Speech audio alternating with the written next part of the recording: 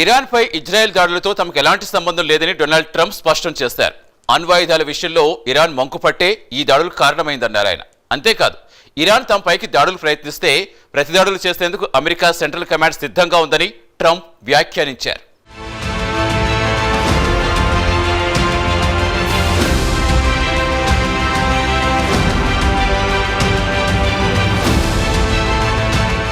Iran రాజధాని టెహ్రాన్ను లక్ష్యంగా చేసుకుని ఇజ్రాయెల్ దాడులు చేసిన ఘటనపై అమెరికా అధ్యక్షుడు డొనాల్డ్ ట్రంప్ స్పందించారు. టెహ్రాన్పై ఇజ్రాయెల్ దాడులు చేస్తోందన్న విషయం తమకు ముందుగానే తెలుసన్నారు ఆయన. అయితే ఈ దాడుల వ్యవహారం పూర్తిగా ఇజ్రాయెల్కు సంబంధించిందన్నారు ఆయన. అంతేకాదు, ఇజ్రాయెల్ దాడులతో అమెరికాకి ఎటువంటి సంబంధం లేదని డొనాల్డ్ ట్రంప్ స్పష్టం చేశారు. కాగా ఇప్పటికైనా ఇరాన్ తమతో అణు ఒప్పందం చేసుకోవాలని డొనాల్డ్ ట్రంప్ పేర్కొన్నాడు. అణు ఒప్పందం విషయంలో ఇరాన్ మరోసారి అమెరికాతో చర్చలు జరపాలని తాను కోరుకుంటున్నట్టు ఆయన వెల్లడించారు. ఇరాన్ గొప్ప దేశమే కావచ్చు, కానీ అణ్వాయుధాలు కలిగి ఉండాలన్న కోరికను ఇరాన్ విడనాడాలని డొనాల్డ్ ట్రంప్ పేర్కొన్నారు. ఇరాన్ అణు సమస్యను దౌత్య మార్గాల ద్వారా పరిష్కరించుకోవడానికి అమెరికా సిద్ధంగా ఉందన్నారు ట్రంప్. ఈ మేరకు ట్రూత్ సోషల్ మీడియాలో ఆయన పోస్టు పెట్టారు.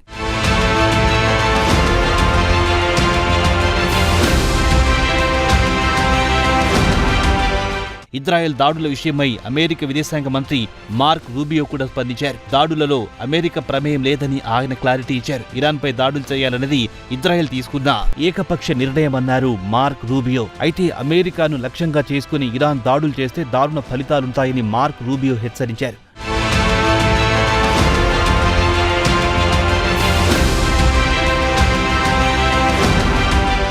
యురేనియం శుద్ధిపై తన వైఖరిని మార్చుకోకపోతే ఇరాన్పై తాము దాడులు చేసి తీరుతామని ఇజ్రాయెల్ ప్రధాని నెతన్యాహు ఇటీవల పలుమార్లు హెచ్చరించారు. చివరకు ఆయన అన్నంత పనిచేశారు.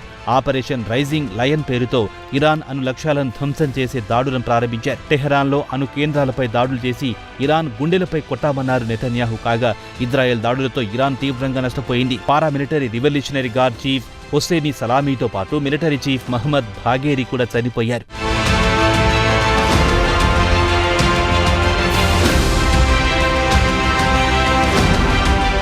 కాగా ఇరాన్పై ఇజ్రాయెల్ దాడుల ఎపిసోడ్పై భారత్ స్పందించింది.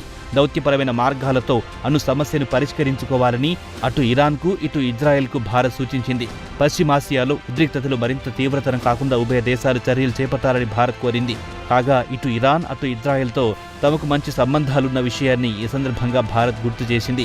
ఈ నేపథ్యంలో సమస్యను పరిష్కరించుకోవడానికి ఉభయ దేశాలు ముందుకొస్తే భారత్ తన సహకారం అందిస్తుందని విదేశీ మంత్రిత్వ శాఖ పేర్కొంది. కాగా ఇరాన్ అలాగే ఇజ్రాయెల్లో నివసించే భారతీయులు అప్రమత్తంగా ఉండాలని కోరింది.